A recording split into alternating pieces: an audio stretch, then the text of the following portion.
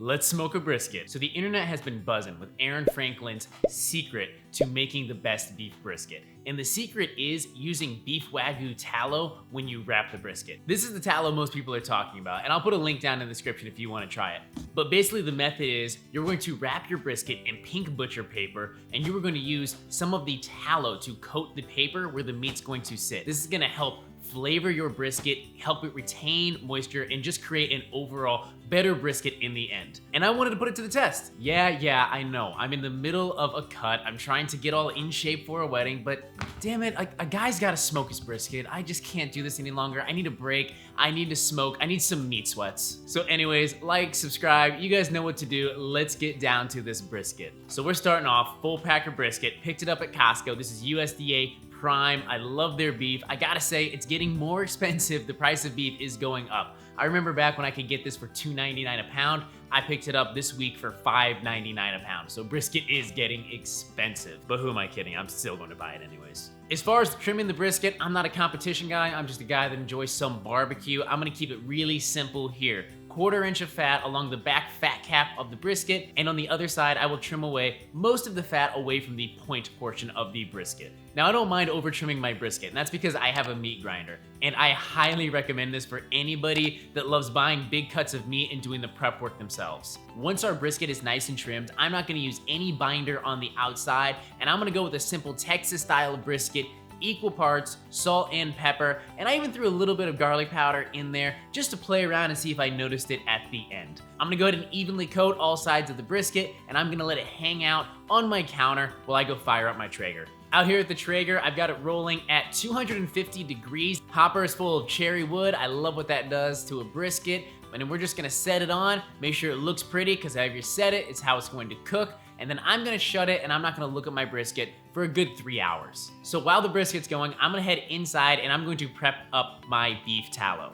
Now, something I've noticed online really cool that Mad Scientist Barbecue does, and I highly recommend you check out his channel, is he will smoke his beef tallow before he wraps it. So I've got beef tallow that I picked up on Amazon from South Chicago Packing Company, and I wanna put in about 1/4, maybe a little bit more into one of those disposable aluminum containers. Then I'm gonna put that out on the Traeger. So while I'm in the kitchen, I'm gonna go ahead and prepare my basting liquid. Mad Scientist Barbecue actually gave a lot of really good reasons why you should use a combination of vinegar and beer as your basting liquid due to the different evaporation points of the water, the vinegar, and the alcohol. I'm not gonna go into the details because it's his channel, his science, his math. Go check him out, you really should. Once I've got equal parts of that apple cider vinegar and that draft beer into my spritzer bottle, I'll set it aside, and then I'll head out to my brisket at that 3-hour check. So here I am checking my brisket for the first time on this cook, and it's looking good. We can see that we're starting to develop some good color already. You can see I put that beef tallow to the side so it can absorb some of that smoking flavor.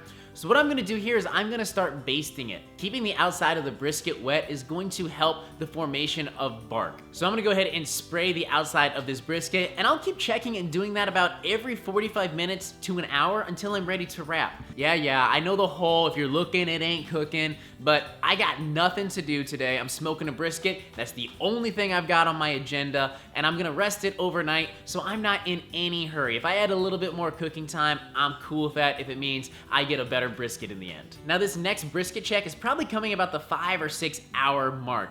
I temped it and we're just at about 160, which is just in the range of what I look for when I'm starting to wrap my brisket. However, I wanted to go a little bit longer because it wasn't consistently 160 throughout the entire brisket, and I still want a little bit more bark formation because remember, after you wrap it in that butcher paper, it is going to lose some of the crunchiness of the bark that you developed. So you always want to overcook the bark that you want, knowing that it's going to soften up after you wrap it. What I'm also going to do at this point is I'm going to pull my beef tallow so that it cools down to room temperature and it becomes spreadable. Now I went ahead and pulled my brisket at about the 7.5 hour mark. I like what the bark was looking like. The temperature was sitting at about 172 to 175, and I was ready to wrap. So I've got a few sheets of pink butcher paper that I have laid down, and then I'm gonna go ahead and spread a good amount of that Wagyu beef tallow right where I'm going to place the meat. Now there's a lot of competing theories out there as to why you should wrap your brisket with beef tallow, ranging from the it's Wagyu beef, how can that not be good,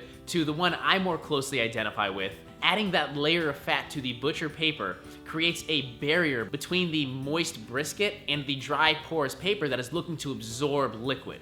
By adding a layer of fat between that, the water is not going to be absorbed as quickly into the butcher paper, leading to a more moist and tender and flavorful brisket in the end. Now, once I've got my brisket wrapped up, I'm gonna head back out to my Traeger and I'm gonna finish smoking it. So if you've made it this far in this video, you probably know all the signs of a well-done brisket. We're looking for that 200 to 203 degrees, but that probe should insert in and out like butter. Once I reach both of those points, I am ready to pull my brisket. Once my brisket was at the right tenderness, looking at the right temperature, I brought it inside and I'm going to rewrap it in some new pink butcher paper. So I'm gonna go ahead and lay down a new layer of that Wagyu beef tallow. I'm going to re-rack my brisket and you can see that this is beautiful color, looks incredibly tender. I'm so excited to wake up to some brisket tomorrow. Once it's wrapped up, I'm gonna go ahead and put it in my Yeti cooler, and I'm gonna let it sit overnight. If you wanna know the best way to wake up on a Sunday morning, it is to a house that smells like a wonderful brisket that's been cooking all day long. Pour yourself a cup of coffee and get ready to slice this bad boy up. So I unwrapped mine, took a look at it, and I was so excited. I had all the telltale signs that I did a great job on this brisket. The color on the outside was great. The bark had softened up just a little bit. It had that perfect little jiggle. We rendered everything so well. So I'm gonna go ahead and cut this brisket right down the middle, and you can see that it retained so much juice, so much moisture, but it's not spilling out, and that's because I rested it for a good